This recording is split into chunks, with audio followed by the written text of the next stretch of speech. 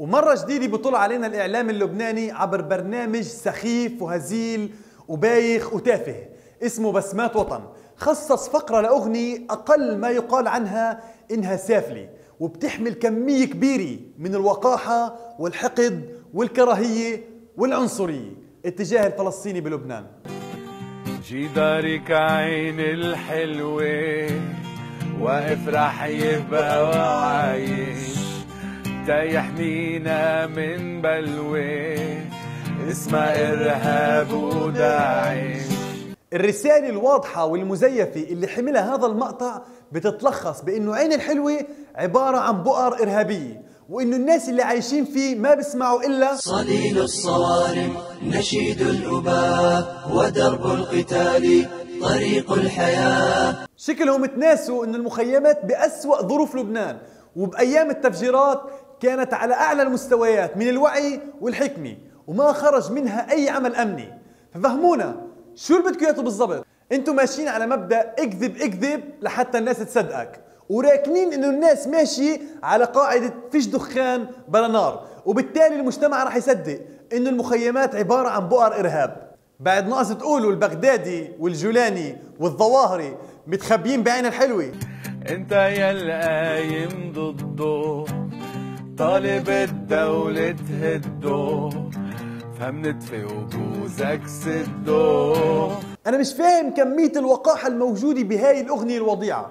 بهاي الطريقة أنت عم بتقول للوزراء والنواب ورؤساء الأحزاب اللبنانيين والمشايخ وللفصائل الفلسطينية ولأبناء المخيمات ولكل شخص رفض الجدار سد بوزك، وبنفس الوقت بدك إيانا نتقبل أغنيتك الساقطة بكل ديمقراطية.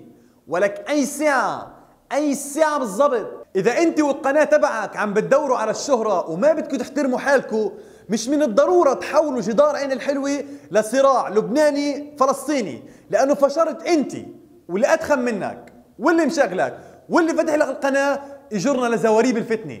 عين الحلوة ما بتدمع التي أنت وسيفور ليش تشو هذا ندفع منصونها توتور. انه ليه مش شايفين المخيم الا عبارة عن عبوات ناسفة ومتفجرات وقذائف وتي ان تي؟ يا زلمة فوت على المخيمات وشوفنا كيف عايفين حالنا. الكهرباء بتقطع بالساعة 950 مرة، الرطوبة دبحتنا، بيوتنا فوق بعض.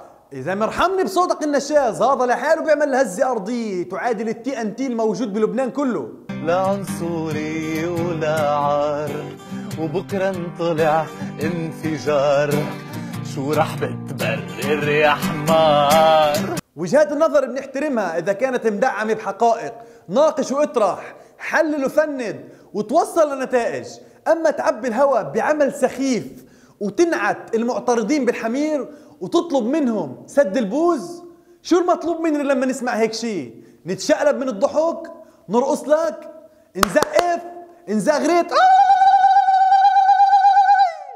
مش فاهم شو المطلوب نعمل؟ كيف بتسمحوا لأنفسكم تطلعوا وتحطوا شريحة كبيرة من اللبنانيين والفلسطينيين تحت خانة الحمير؟ لا عنصرية ولا عار، لا غصب عنك اسمه جدار العار وجدار العازل والفضيحة والعنصرية. إنه شو بيختلف جدار عين الحلوة عن الجدار اللي بناه الكيان الصهيوني؟ نفس الشكل، نفس الأبراج ونفس اللون، والأهم إنه جدارين موجهين ضد الفلسطيني. وبهاي اللحظة أصبح من حقي أسأل ليش ما تم بناء جدران بمناطق كثير بلبنان فيها اشتباكات وفيها قتلى وفيها ناس مطلوبة؟ إنه ليش الفلسطيني دايما حيط واطي؟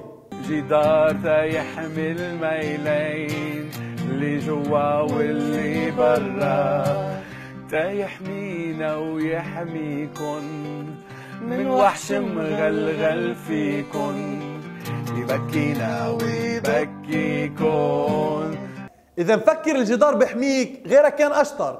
وأكبر دليل الكيان الصهيوني عمل جدار، ولكن هل هو محمي من أبطال الانتفاضة؟